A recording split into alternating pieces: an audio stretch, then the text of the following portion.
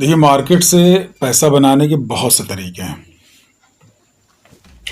कुछ तरीके सारे लोग जानते हैं, जैसे कैश में स्टॉक को खरीदना, दाम बढ़ जाए तो उसको बेचना, खरीदने और बेचने के बीच में जो फ़र्क रहता है वही प्रॉफिट होता है। कैश में स्टॉक खरीदना, दाम घट गया और आपको पैसे की ज़रूरत थी, आप रुक नहीं पा रहे थे, आपने बेच दिया, आपको घाटा हो गया। एक सिंपल सा मेथड है जो सारे लोग जानते हैं। इसके अलावा भी बहुत से मेथड होते हैं, तो सारे मेथड पे आज हम बात नहीं करेंगे। आज मार्केट में इनकम बनाने का जो एकदम नया तरीका आया है, SLB। SLB का फुल फॉर्म आगे बोलेंगे, अभी इसका पूरा नाम जान लीजिए। SLBM है। SLBM जो है एकदम नई चीज़ आई है, 14 अगस्त की शायद नोटिफिकेशन है, 17 तारीख को सर्कुलर जो है सब तक भेजा गया है। आज 23 अगस्त है, तो हमने सोचा कि चलिए कुछ इस बारे में बात कर लिया जाए। देखिए, मार्केट में पैसा कमाने के लिए बहुत से तरीके अप्लाई करने की कोशिश हर आदमी करता है जो मार्केट से जुड़ा हुआ है। बहुत से तरीके बहुत रिस्की हैं, जैसे ऑप्शन थोड़ा कम रिस्की है, ऑप्शन से थोड़ा कम रिस्की है फ्यूचर, उससे कम रिस्की है इंट्राडे, और SLB जो है वो उन लोगों के लिए है जिनको मार्केट समझ में आती है, मार्केट का ट्रेंड समझ में आता है। तो रिस्की कोई ऐसा एसेट, शेयर मार्केट के अंदर कोई ऐसा एसेट नहीं है, कोई ऐसा तरीका नहीं है जिसमें रिस्क ना हो। क्योंकि यहाँ पैसा तेज बनता है, इसलिए रिस्क भी ज़्यादा होता है। जहाँ प्रॉफिट ज़्यादा होगा, जल्दी होगा, वहाँ घाटा भी ज़्यादा होगा और जल्दी होगा। तो चलिए एक एक करके डिस्कस करते हैं, समझने की कोशिश करते हैं कि क्या है। सबसे पहले हम लोग बात कर लेते हैं इंट्राडे शॉर्ट की, आगे बढ़ने से पहले। उसके बाद SLBM पे आराम से बात करेंगे। इंट्राडे शॉर्ट में क्या होता है? शॉर्ट पहले समझ लीजिए कि शॉर्ट का मतलब ये हुआ कि मेरे पास कोई चीज़ नहीं है और मुझे लग रहा है कि यार इसको अगर मैं बेच लूँ तो मेरा प्रॉफिट हो जाएगा। तो जैसे मान लीजिए कोई शर्ट बेचना चाहता है और उसके पास शर्ट नहीं है, तो वो किसी दुकानदार से कांटेक्ट करता है। तो उसका तरीका दो होता है। पहला तरीका ये होता है कि उस दुकानदार से एक शर्ट का सैंपल लेता है, अपने जानने वालों के बीच में जाता है, शर्ट का ऑर्डर लेता है। वहाँ पे दुकानदार ने कहा था मैं 100 रुपया की शर्ट तुमको दूंगा, वो अपने जानने वालों में 120, 130, 140, 150 में रेट फिक्स करके ऑर्डर ले लेता है। ऑर्डर लेने के बाद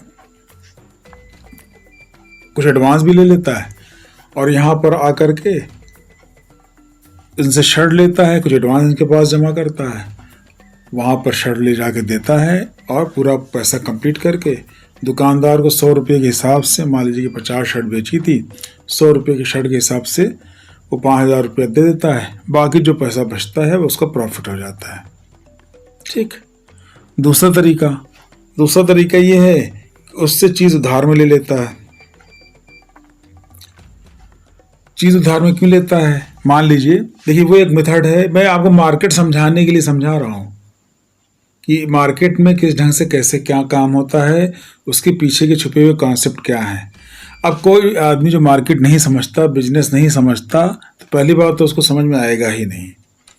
दूसरी चीज़ ये कि सही गलत का फैसला करने के लिए हम ऐसे आदमी के पास पहुंच गए जिसने एक पार्ले बिस्कुट भी नहीं बेचा था कभी, और आपको इतनी बड़ी चीज़ आप जाएं इंट्राडे समझने के लिए उसके पास, या फ्यूचर समझने जाएं, तो वो उसको समझ में आएगा ही नहीं। जब बिजनेस की नॉर्मल चीज़ को समझ में नहीं आती तो ये सब चीज़ तो आप समझ लीजिए कभी बता ही नहीं पाएगा। और सही गलत की बताना तो उसके कई गुना ज़्यादा आगे की बात है।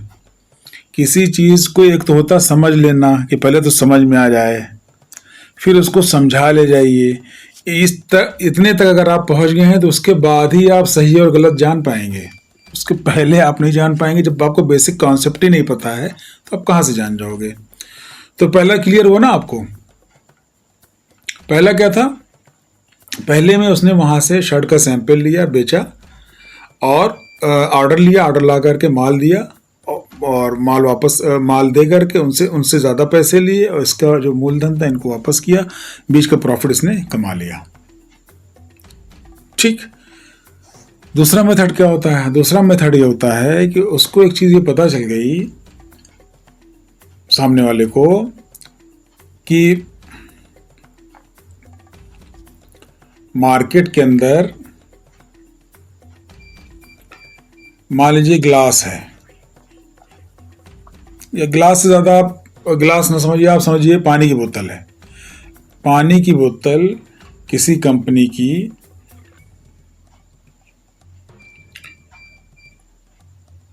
1 लीटर वाली मान लीजिए कि 10 रुपये की है जो पब्लिक में बिकती है, और उसको ये पता चल गया, अच्छा दुकानदार को मिलता है 9 रुपये का। सामने वाला जो आदमी है बहुत अवेयर है, उसको ये चीज़ पता चल गई कि मार्केट में स्टॉक बहुत ज़्यादा आने वाला है, बोतल की कीमत जो है वो 8 रुपये 25 पैसा हो जाएगी के करीब हो जाएगी, ये इसको कहीं से इन्फॉर्मेशन मिल गई। तो वो क्या करेगा? वो ये करेगा कि किसी दुकान से बोतल उधार लेगा, उससे कहेगा कि भाई देखिए हम आपको पैसा नहीं देंगे, हम बोतल के बदले आपको बोतल देंगे। ठीक। तो कहेगा ठीक है भाई, आपसे तुमसे इतने दिन से ताल्लुकात है, लो बोतल ले जाओ, जो करना है करो, लेकिन मुझे इतनी बोतल वापस चाहिए। अभी यहाँ पे कोई लेन देन नहीं हो रहा है प्रॉफिट का, अभी सिर्फ बोतल के बदले बोतल। तो इसने क्या किया, 10,000 बोतल वहाँ से ली, 10,000 बोतल ले करके मार्केट में जा करके उसने 9 रुपये की रेट से सप्लाई कर दी, सबसे पैसा ले लिया, 9,000 रुपया इसके पास आ गया। अब देखो इसको बोतल के बदले बोतल देनी थी, जो बल्क माल आया उस बल्क माल में उसने 8 रुपये 25 पैसे में बोतल खरीदी और जिससे उसने लिया था उसको सप्लाई कर दी।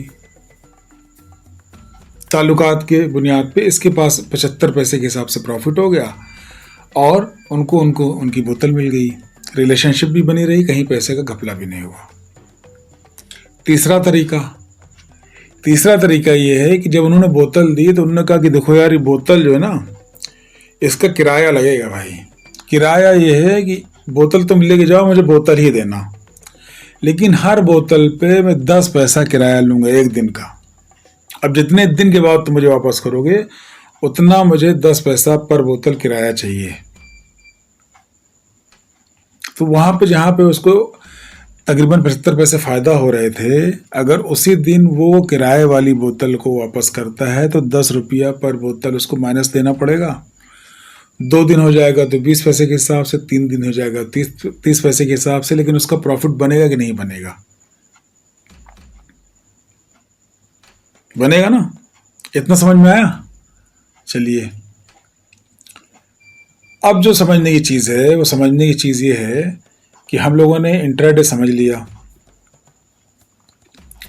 ये चीज़ हमको समझ में आ गई। इंट्राडे में मैंने आपको 2-3 मेथड बता दिए कि इंट्राडे ऐसे होता है।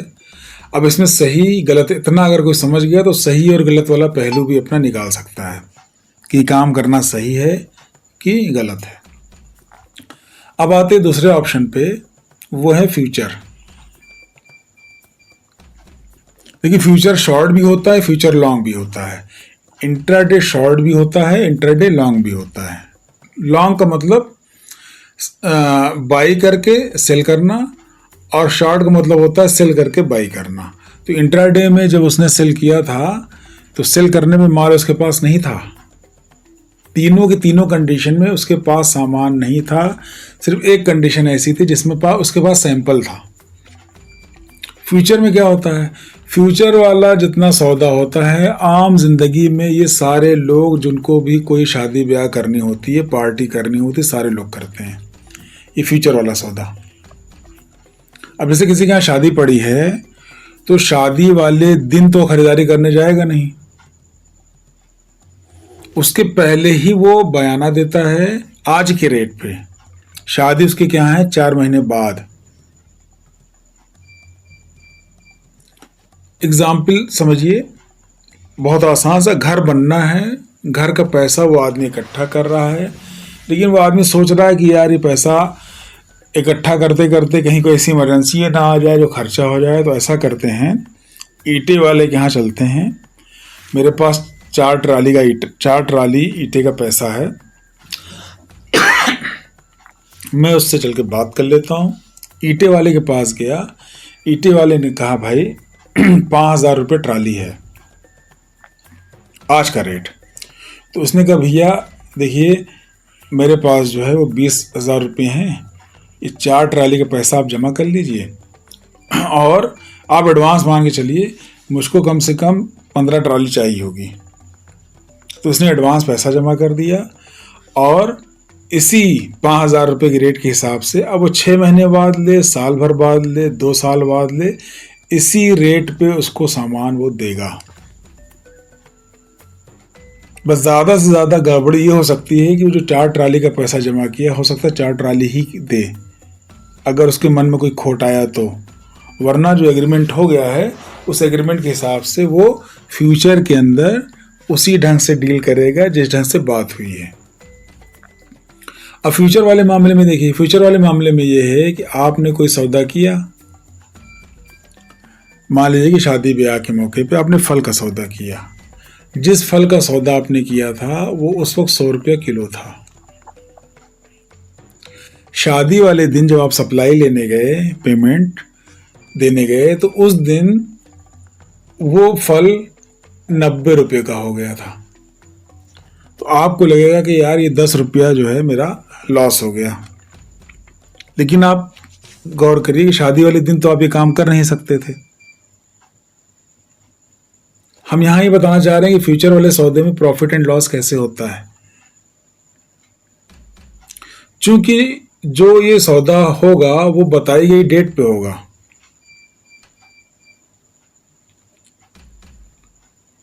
और अगर 100 रुपये किलो आपने रेट दिया था, जिस दिन आप उससे सप्लाई लेने गए उस दिन मार्केट में फल का रेट 120 रुपये किलो था, तो आप एकदम दिल आपका खुश हो जाएगा कि यार 20 रुपया प्रॉफिट हो रहा मेरा। क्लियर हुआ ना। यहाँ इंट्राडे का खरीद फरोख्त हम कैसे करते हैं। शॉर्ट, चूंकि आज की टॉपिक हमारी शॉर्ट पे है इसलिए लॉन्ग पे बात नहीं करेंगे। और शॉर्ट में आप भी समझ लीजिए कि मार्केट में सबसे ज़्यादा पैसा जो बनता है वो शॉर्ट में बनता है, यानी सौदा बेचने पे। चाहे वो सौदा आपने उधार लेके बेचा हो, चाहे सौदा जो है एडवांस वो सैंपल दिखा के बेचा हो, सबसे ज़्यादा पैसा जो बनता है हमेशा मार्केट के अंदर वो होता है शॉर्ट करके, सेल करके। बाई करके कम प्रॉफिट होता है, या बाई करके अगर प्रॉफिट होता भी है तो धीरे धीरे होता है। क्योंकि आज हम लोग जो समझने वाले हैं, इनकम बनाने का जो नया तरीका आया है SLBM, उसको समझना चाहते हैं।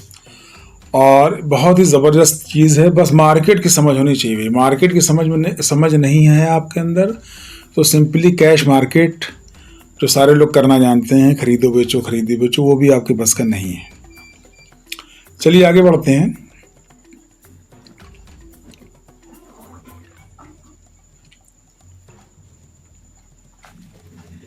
अब यहाँ पे सवाल ये उठता है कि अगर मैं फ्यूचर करूँ, इंट्राडे करूँ, SLBM करूँ, तो फ़ायदेमंद सौदा कौन होगा। अभी SLBM के बारे में आपको नहीं बताया है हमने इंट्राडे पे बात करी, फ्यूचर पे बात करी, SLBM पे नहीं बताया। SLBM में क्या होता है कि सेबी ने ये फैसिलिटी दी हुई है अभी कि जैसे किसी के पास शेयर है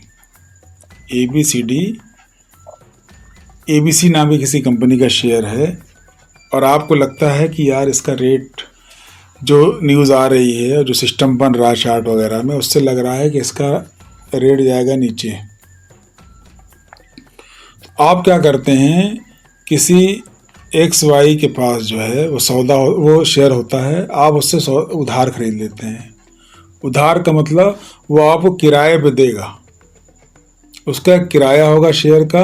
शेयर किराए पे देना अभी भी चलता है, लेकिन अब ये एकदम मार्केट में ओपन चीज़ है।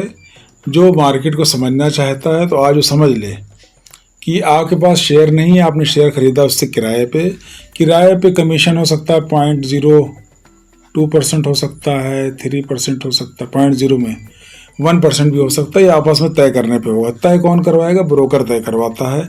आपको डायरेक्ट जाके पार्टी से बात करने की ज़रूरत नहीं है। हर दिन कौन सा शेयर कितने किराए पे मिल जाएगा वो आपको नोटिफिकेशन मिल जाएगी जब वहाँ पे आप चाहेंगे। तो SLBM में क्या किया उसने कि शेयर किराए पे लिया। किराए पे लेने के बाद उस वक्त मार्केट में 1000 रुपया चल रहा था। इसको जो इस पार्टी को वापस करना है, सिर्फ शेयर वापस करना है, रुपया नहीं वापस करना है। शेयर प्लस रेंट या कमीशन आप समझ लो। शेयर प्लस रेंट वापस करना है, बाकी कुछ नहीं वापस करना है। अब देखिए कैसे वापस करेगा। ये शेयर ABC कंपनी का इनके पास था, XY के पास। इसने क्या किया, 300 क्वांटिटी ले ली। 300 क्वांटिटी ले करके मार्केट में डाल दिया। ठीक, 1000 में बेच दिया, बिक गया। इसके पास कितना रुपया आ गया? 300 शेयर था, 1000 में बेच दिया, 3 लाख रुपया इसके पास आ गया। अब इसको ये चीज़ पता थी मार्केट की न्यूज़ के हिसाब से, चार्ट देख करके कि ये चीज़ जो है जाएगी नीचे। तो मार्केट नीचे गई। इसने 900 रुपये में खरीदा शेयर, जब नीचे आई तो, और उसका 300 शेयर वापस कर दिया। और प्लस क्या वापस करना था? शेयर और रेंट वापस कर दिया। अब रेंट का जो भी पैसा बनता है वो मल्टीप्लाई कर लीजिएगा। चूंकि 300 शेयर थे और इसको 100 रुपया प्रॉफिट हो रहा है, तो इसके पास 30,000 रुपया आ गया प्रॉफिट का। इतना क्लियर हुआ? हमने इंट्राडे समझा, हमने फ्यूचर समझा, हमने SLBM समझा कॉन्सेप्ट के लेवल पे। नहीं समझ में आ रहा है या नहीं समझ में आया तो दोबारा सुन लीजिए, और अगर फिर भी नहीं समझ में आया तो आप कमेंट करिए, हम दोबारा फिर समझा देंगे, कोई परेशानी नहीं। फिर दूसरा वीडियो बन जाएगा और आसान भाषा में। अब हमको ये समझना है कि मान लीजिए कि हम इस बिजनेस को करना चाहते हैं और हमारे पास है सिर्फ 1 लाख रुपया। बिजनेस हमें करना है, तो ये 1 लाख रुपया हमारे पास है, तो क्या इस बिजनेस को हम कर पाएंगे? बिजनेस में कौन कौन सा? इंट्राडे, फ्यूचर और SLBM, और भी जो तरीके हैं उनके ऊपर हमको डिस्कस नहीं करना है, अभी हमारी टॉपिक वो नहीं है।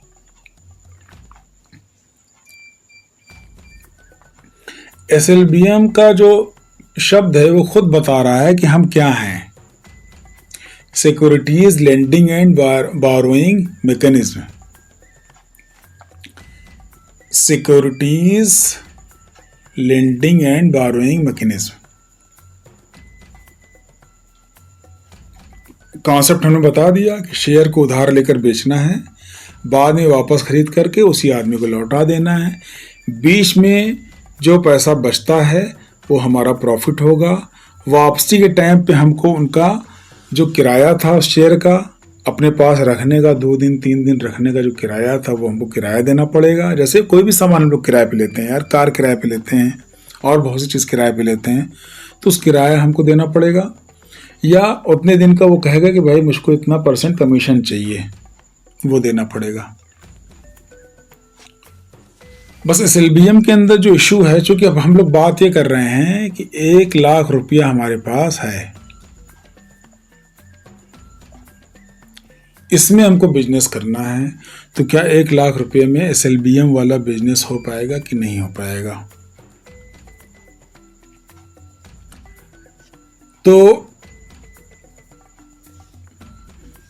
इसके अंदर जो इशू है वो ये है कि SLB सारे स्टॉक्स में तो होगी नहीं, कुछ चुनिंदा स्टॉक्स होंगे, और इसकी लॉट साइज हो सकती है। तो अगर लॉट साइज बड़ी हुई तो ये 1 लाख रुपए में पॉसिबल नहीं हो पाएगा। दूसरी चीज़ ये कि जो बोरोइंग चार्जेस हैं, जो मैंने 0.01%, 0.02% बोला था, वो जो एनुअली चार्जेस लगेंगे 5 से 15% लग सकते हैं हमको। देखिए 5 से 15% बहुत बड़ा लग रहा है, लेकिन पर डे के हिसाब से देखेंगे, चूंकि SLBM जो है वो 3 दिन के लिए है, 2 रात 3 दिन। इससे ज़्यादा इस सौदे को आप आगे बढ़ा ही नहीं सकते। उससे ज़्यादा अगर सेल के सौदे को आगे बढ़ाना है तो उसके लिए फ्यूचर है। और इंट्राडे में 3:20 तक सौदा कट ही जाना है, आप चाहे जो कर लो। अब देखिए टाटा मोटर का शेयर 800 रुपये का है, और अगर 500 की लॉट हो तो 4 लाख रुपये का मामला हो जाएगा। तो 1 लाख रुपये में तो काम नहीं हो पाएगा। तो यहाँ पर SLBM में जो छोटा रिटेलर है उसके लिए एंट्री और एग्जिट बहुत मुश्किल है फिलहाल। 1 लाख रुपये के उसमें नहीं हो पाएगा, कम से कम 4 से 5 लाख रुपये चाहिए। और एक चीज़ जान लीजिए कि शेयर मार्केट में जितने भी प्रॉफिटेबल बिजनेस हैं ज़्यादा आराम से कमाने वाले, यानी टेंशन कम, तनाव कम, वो सारे के सारे थोड़ा ज़्यादा पैसे में, जो मतलब आमतौर पर समझिए 5 से 10 लाख रुपये आपके पास होना चाहिए, तब आराम से कमाने वाला बिजनेस मार्केट के अंदर बहुत है। और छोटी पूंजी है तो उसके अंदर मिनट दर मिनट का तनाव आपको झेलना पड़ेगा, पैसा तो बनता है। चलिए आगे समझते हैं। जो फ्यूचर जो शॉर्ट होता है, यानी फ्यूचर की जब हम बेचते हैं, अब आप समझ लीजिए कि फ्यूचर में जो लॉट साइज होती है, अब मान लीजिए कि निफ्टी की है 75 की लॉट है मान लीजिए, तो 75 की लॉट 24,000 का निफ्टी चल रहा है, तो तकरीबन 18 लाख की वैल्यू हो गई। लेकिन मार्जिन में लाने के बाद जो है वो आपको तकरीबन 2-2.25 लाख रुपया लगता है। तो 1 लाख में ये भी नहीं हो पाएगा। इसके अंदर से फिट हो पाएगा छोटी लॉट वाले स्टॉक्स।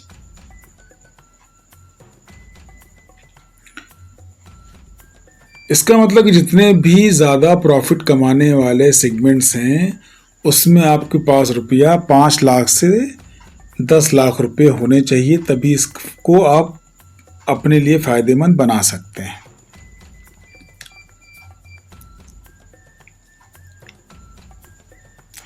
जो इंट्राडे शॉर्ट होता है, ख़ासकर इक्विटी कैश मार्केट में, उसमें क्या होता है कि एक तो ब्रोकर आपको लेवरेज दे देता है उधारी, यानी अगर आपके पास 1 लाख रुपया है तो आपको 5 लाख का खरीदने का मौका दे देगा। तो इंट्राडे शॉर्ट जो है वो 1 लाख की कैपिटल में सबसे प्रैक्टिकल है, फ्लेक्सिबल क्वांटिटी है, इजी एंट्री एग्जिट है। फ्लेक्सिबल क्वांटिटी का मतलब इसमें लॉट साइज नहीं फिक्स होती, इसके अंदर आप खुद तय कर लो मुझे 1 शेयर से लेकर के 100 शेयर तक जितना आपके पास अमाउंट है वो कितने में फिट बैठ रहा है। लेकिन इसके अंदर सबसे परेशानी ये है कि इसके अंदर ओवरनाइट चूंकि पोजीशन कैरी नहीं होती है तो एक तो प्रॉब्लम हो गई, लेकिन यही इसका प्लस पॉइंट भी है कि रिस्क, रात वाला रिस्क ज़ीरो है। क्योंकि रात में कहीं लड़ाई हो गई, झगड़ा हो गया, हमला हो गया, कोई पॉलिसी में बदलाव आ गया तो मार्केट कुछ हो सकती है। और बेहतर यही होती है स्टॉक मार्केट में ज़्यादातर जगहों पे सिवाय बाइंग के कि आप कैरी फॉरवर्ड ना करिए। और आजकल की जो मार्केट चल रही है वो तो कैरी फॉरवर्ड एकदम मतलब करना मत समझिए महापाप किया आपने, बहुत बड़ा पाप कर लिया अगर आपने कैरी फॉरवर्ड कर लिया तो। एक तो रात में नींद नहीं आएगी, बार बार आप मार्केट देखोगे, दुनिया इंटरनेशनल मार्केट में क्या चल रहा है, न्यूज़ क्या चल रही है, और कहीं आपने फ्राइडे को कैरी फॉरवर्ड कर लिया तो सैटरडे संडे आपका गया। तो अगर सही ढंग से समझा जाए तो SLB में अभी 1 लाख रुपए में काम आप नहीं कर पाओगे। SLB में काम करने के लिए आपके पास 5 लाख या 5 लाख रुपए से ज़्यादा का अमाउंट होना चाहिए। लेकिन जिनको मार्केट की समझ है, चार्ट को समझते हैं, पैसा कमाने का, आप समझिए मेरे हिसाब से सबसे आसान मेथड है इस वक्त ये। और फ्यूचर वाले केस में क्या होता है कि फ्यूचर वाले में आपके पास ओवरनाइट रिस्क रहता है और मार्जिन ज़्यादा लगता है। और तीसरी चीज़ ये है कि चूंकि डेली हिसाब किताब होता है, भले आप सौदे में बने हो, अगर आपका प्रॉफिट हो रहा है तो प्रॉफिट आपके अकाउंट में ट्रांसफ़र, लेकिन डीमैट में ट्रांसफर, बैंक में ट्रांसफ़र होगा, डीमैट अकाउंट में ट्रांसफ़र होता है। प्रॉफिट हो रहा है तो प्रॉफिट आपको डीमैट अकाउंट में दिखने लगेगा, लेकिन सौदा चलता रहेगा। घाटा हो रहा है सौदे में तो आपसे वो मार्जिन मनी मांगेगा, कहेगा पैसा दो, नहीं सौदा काट देंगे। तो इसका मतलब ये है कि अगर आपने मान लीजिए कि फ्यूचर शॉर्ट किया है या फ्यूचर लॉन्ग किया है, 5 लाख रुपये पे है, तो आपके पास कम से कम 2.5 लाख रुपये डीमैट अकाउंट में एक्स्ट्रा होना चाहिए, तब आप फ्यूचर वाले काम में आराम से काम कर पाएंगे। और इंट्राडे वाले मामले में होता है, चूंकि ओवरनाइट ये ब्रोकर ही नहीं करने देता, 3:15 पे आपका सौदा कटना ही कटना है, चाहे आप खुद निकलो या ब्रोकर काट दे। ब्रोकर काटेगा तो आपसे वो जीएसटी और 50 रुपया अलग से ले लेगा, ठीक है। और इंट्राडे शॉर्ट में क्वांटिटी आप 1 लीजिए और चाहे 10,000 लीजिए, अमाउंट आपके पास होना चाहिए बस। और सबसे बड़ी चीज़ जो है, इसके अंदर उधारी बहुत तगड़ी मिलती है। उधारी का मतलब ये है कि अगर आपके पास 1 लाख रुपया है तो आपको 5 लाख रुपये तक का माल खरीदने के लिए वो पैसा दे देगा, यानी 1 लाख आपका, 4 लाख ब्रोकर का। और उसमें ख़ास बात ये भी है उस 4 लाख में कि उसमें आपसे ना वो कमीशन लेता है और ना ब्याज लेता है। देखा आपने, पैसे का धंधा है और पैसे का ट्रांसफ़र आज की दुनिया में इधर से उधर हो और ब्याज न ले कोई। तो ब्रोकर का जो फ़ायदा होता है, ब्रोकर का फ़ायदा ये होता है कि आप उसको मिलती है ब्रोकरेज, वो उसी में खुश रहता है कि भाई एक धंधा करते रहे, इनको हम आसानी देंगे, हमारे प्लेटफॉर्म को इस्तेमाल करके बिजनेस करते रहेंगे, हमारा फ़ायदा होगा। तो चीज़ें क्लियर हो रही हैं, नहीं क्लियर हो रही हैं, समझने की कोशिश करिए। और हमेशा जब भी मार्केट के अंदर, इस मार्केट के अंदर अगर आपको चीज़ों समझना हो तो ट्रेडर और इन्वेस्टर दोनों पॉइंट ऑफ व्यू से समझने की ज़रूरत होती है। शॉर्टिंग जो होती है वो सिर्फ और सिर्फ ट्रेडिंग एक्टिविटी है, इसका इन्वेस्टर से कोई लेना देना नहीं है, इन्वेस्टिंग से कोई लेना देना नहीं है। और ट्रेडर लोग जब भी इंट्राडे शॉर्ट करें या SLBM वाला शॉर्ट करें या फ्यूचर वाला शॉर्ट करें, भैया स्टॉप लॉस ज़रूर लगाएं। और एक चीज़ जान लीजिए कि जिस काम में उधारी मिल रही है या जिस काम को आप उधार ले कर रहे हैं, उसमें जितना फ़ायदे की उम्मीद होती है उससे कई गुना ज़्यादा नुकसान की भी उम्मीद होती है। और ट्रेडर लोग जो हैं, अगर फ्यूचर लॉट ले रहे हैं तो फ्यूचर की लॉट में पूरा कैपिटल मत लगाइए, क्योंकि मार्जिन कॉल अगर आ गई तो फिर आप फंस जाओगे, जुर्माना भी लगेगा और सौदा भी कटेगा। और जो लोग इन्वेस्टर हैं, अगर उनको SLBM करने का मच रही है, क्योंकि देखो इन्वेस्टर है, मान लो उसके पास जो है रिलायंस का शेयर तो पहले ही से मौजूद है, उसको तो किसी से उधार लेना ही नहीं है। रिलायंस का वो 500 शेयर खरीद के रखे है और उसको लगा कि यार ये शेयर चार्ट देख के लग रहा गिरेगा, तो SLBM वो कर सकता है। लेकिन अगर 5 से 10 लाख रुपए का अमाउंट का आपने शेयर रखा हुआ है, क्या करोगे यार। लेकिन कर लोगे तो नुकसान में नहीं जाओगे, इसलिए नुकसान में नहीं जाओगे कि शेयर तो आपके पास ऑलरेडी मौजूद है, किसी को आपको बोरोइंग कॉस्ट नहीं चुकानी है और किराया नहीं देना है, कमीशन नहीं देना है, ठीक है। तो इन्वेस्टर के लिए तो बहुत बढ़िया है, अगर उसके पास शेयर मौजूद है तो कर ले। छोटा मोटा फ़ायदा लेना है तो 5-10 लाख वाला भी आदमी कर ले। और लेकिन बेहतर किसके लिए, बेहतर उसके लिए ज़्यादा अगर अमाउंट में, ज़्यादा क्वांटिटी में शेयर है और ज़्यादा अमाउंट का शेयर है तो उसके लिए भी ज़्यादा मज़ेदार है। और शॉर्टिंग हमेशा जो है लॉन्ग टर्म इन्वेस्टर के लिए फ़ायदेमंद मज़ेदार सौदा तभी है जब वो हेजिंग करे, ना कि स्पेकुलेशन। और ज़्यादातर लोग जो हैं वो स्पेकुलेशन के चक्कर में फंसे रहते हैं, उसी में अपने आप को बर्बाद करते रहते हैं। तो मेरे ख्याल से चीज़ें समझ में आ गई होंगी कि SLBM आपको एक नई फैसिलिटी मिल रही है, उस फैसिलिटी का फ़ायदा भरपूर उठा सकते हैं। लेकिन इंट्राडे के मुकाबले में उसमें बहुत ज़्यादा पैसा लगना है, फ्यूचर के मुकाबले में उसमें ज़्यादा पैसे लगने हैं। फ़ायदेमंद इसलिए है कि इंट्राडे में एक दिन का मामला होता है, कि बस जिस दिन का मामला है उसी दिन आपको काम करना है और 3:20 पे निकल जाना है। लेकिन SLBM में आपको जो मिलता है वो मिलता है 2 रात 3 दिन का छूट, इसलिए ये आपके लिए बेनिफिटेड हो सकता है। ठीक है, तो इंट्राडे में एक फ़ायदा है कि क्या कहते हैं, ओवरनाइट का रिस्क नहीं है। तो मेरे ख्याल से SLBM वाली जानकारी आपको समझ में आई होगी, और मार्केट में कम से कम 3 तरीके की मोटी मोटी हेडिंग और कम से कम 5 तरीके आपको पता चल गए होंगे कि पैसा इसमें कैसे बनाया जाता है। इसके अंदर का सही गलत, जायज़ नाजायज़ भी अगर समझना हो तो कमेंट करिए, आपको बताते हैं कि सही कहाँ है, गलत कहाँ है, कितना जायज़ कितना नाजायज़, कितना हिस्सा कौन वाला जायज़ है कौन वाला नाजायज़ है, याद सब सही है। चलिए, okay, thank you, good night.